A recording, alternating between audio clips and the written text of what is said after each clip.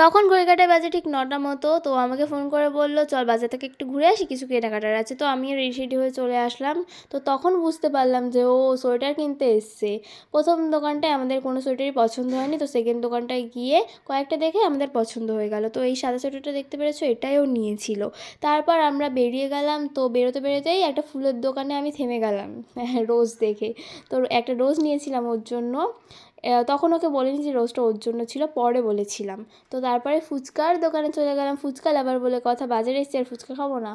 তারপর ফুচকা খেয়ে আমি ফুচকাটায় বেশি করে ঝাল দিয়ে খেয়েছি, কারণ আমি ঝাল খেতে খুব ভালোবাসি আর ও একটুও ঝাল খেতে পারে না। ফুচকা দেখলে আমার মুখে হাসিটা যেন ডবল হয়ে যায়। তারপর তো আমরা ফুচকা খেয়ে হাঁটি হাঁটি পায়ে চলে গেলাম বাড়ির দিকে। তো পাশের একটা মাঠে আমরা দাঁড়ালাম, ওরা আমাকে ফুল প্যাকেজিং করে দিল। তারপর তো আমি যে গোলাপটা এনেছিলাম সেটাই ওকে দিলাম। ও তো অবাক হয়ে গেল, জানতো না যে ওটা ওর জন্য এনেছি। তো দেওয়ার পর ও নিয়ে নিল গোলাপটা। তারপর আমরা একটু ন্যাকামো করছিলাম, দেখো এই খেলাটা খেলতে আমার কী যে ভালো লাগছিলো। তারপর আমাকে মুড়ি মাখা খাওয়ালো।